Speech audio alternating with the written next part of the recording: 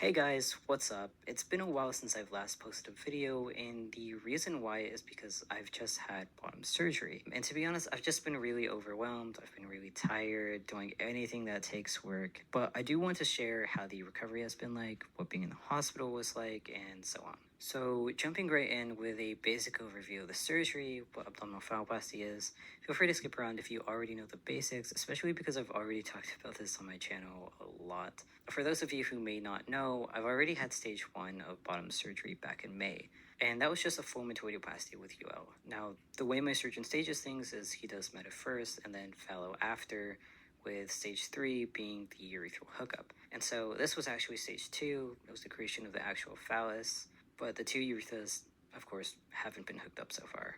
Now, in terms of abdominal phalloplasty, my surgeon used the DIEP flap. There's not much information on these flaps out there. I mean, there's a lot of variety in abdominal flaps, it seems. The basics of what I know with DIEP is that it uses blood supply from the deep inferior epigastric artery. The P stands for perforator, but this is basically an artery within the abdomen. In terms of the actual surgery, I guess we'll go week by week with how the recovery has been. So for week 1, obviously I was in the hospital the entire time. The first 2 or 3 days, I was just completely bedridden. In terms of the incisions, I had an incision from hip to hip that was stapled up with my guy right in the middle. As you can see, I had a catheter in and 2 drains on either side of the incisions. Now, in terms of the phallus, they had it propped up between 45 to 90 degrees straight out of surgery. And the reason why is it just has to be supported at all times, I guess. You can't really let it hang or dangle. They don't want you kinking the blood supply either. Now, the nurses also gave me what was called a bear hugger blanket, which was supposed to keep the area at a normal body temperature at all times. They just wanted to make sure that, it wasn't getting too cold, it wasn't getting too warm. And I had that pretty much every single day at the hospital. And then lastly, the nurses would swing by every single hour to check the area with a Doppler. Now, if you don't know, a Doppler is basically an ultrasound for measuring blood flow. They sort of apply gel on the area, place the device close, and you can hear the pulsing of the arteries and the veins. And so for the first day, they did that every hour. The second day, every 2 hours. The third day, every 4 hours. And then sort of stayed at that rate until discharge. Now, in terms of mobility, I was allowed to start getting up with the help of the nurses and a physical therapist around the 3rd or 4th day. It was pretty difficult at first because not only did I have incisions from hip to hip, but I also had to hold and support the area while getting up. So that meant there was only one free arm for me to push myself off the bed. But overall, that was pretty manageable, and a couple days after being in the hospital, I was discharged. I was actually discharged 5 days after surgery, and the instructions were very basic. I had to keep the area propped, supported, monitor the incisions. I did have staples from hip to hip, so thankfully I didn't have to worry about stitches being pulled. They also gave me a ton of supplies, gauze, mesh underwear, surgical tape. Alright, so how are things at home? For the first week after discharge, I was also basically bedridden. I was given a 150 step limit, so that's basically to the restroom and back. If I wanted to go out or do something that required more steps, I had to use a wheelchair.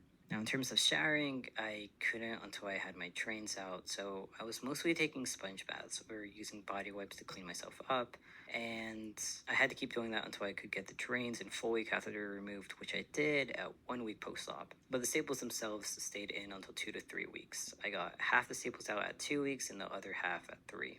Lastly, I had visiting nurse services come around maybe twice a week and a physical therapist once a week to help with any hunching. Alright, so complications, because I think they're important to talk about.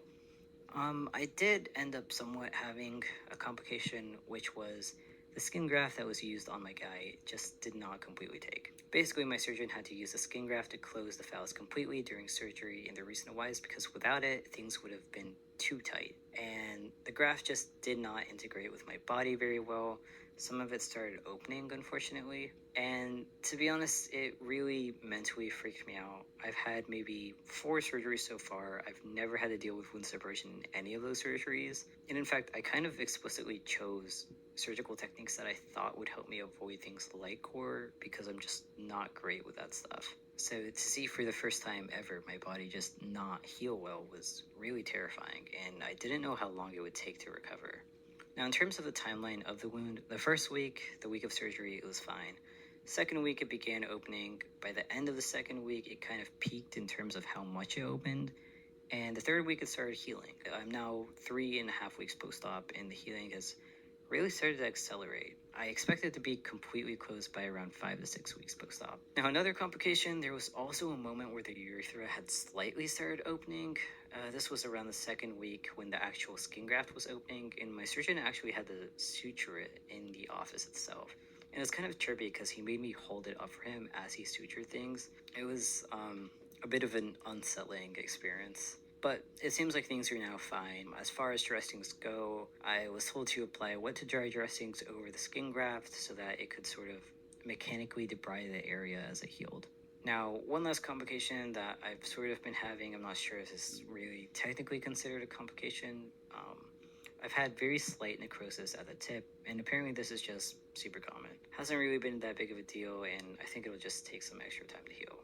Alright, another thing I want to talk about, this isn't really a complication, but it was something I definitely struggled with throughout recovery, and that's propping.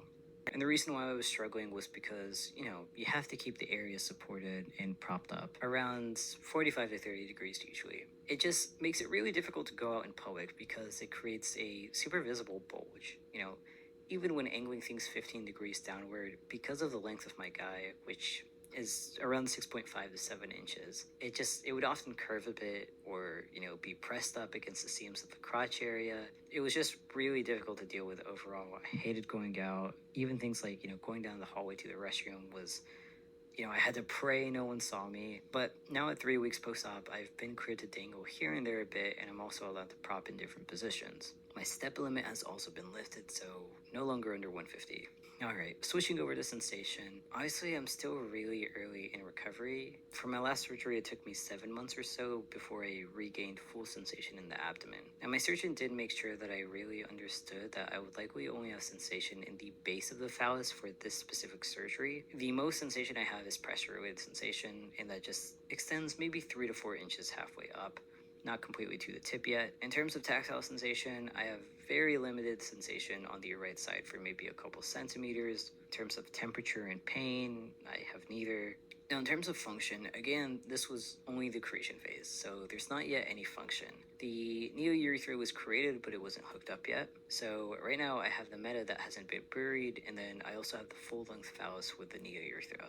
So I currently urinate out of the meta while the other Neourethra heals, and in stage 3, those two are going to be hooked up, so I can urinate out of the phallus. I was told that I had to irrigate the Neourethra for the first couple weeks with saline. At my 3-week post-op, my surgeon said I could stop that. In terms of what the urethra looks like, there's a hole at the tip, but because it's not hooked up to my original anatomy, the other hole is sort of near the base of the phallus towards the left. Okay, pain. In terms of how painful the surgery was, it's not that painful at all. For the first week after discharge, I was doing pretty fine with my standard pain meds. So those were things like Tylenol, ibuprofen, gabapentin. Didn't need to take oxy at all. I stopped most of those pain meds around the second week, and at this point, the pain is just more like discomfort. It feels like abdominal cramping and pulling, sort of like a mildly annoying period.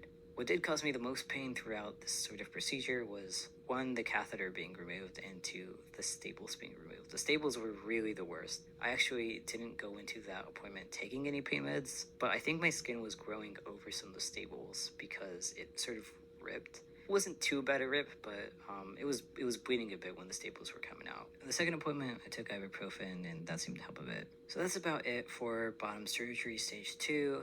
So far, really happy with how things are going. I think things are pretty well proportioned and feeling pretty great.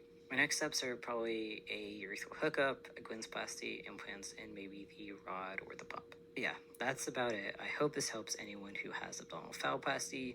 As always, feel free to ask any questions in the comments, and I'll do my best to answer.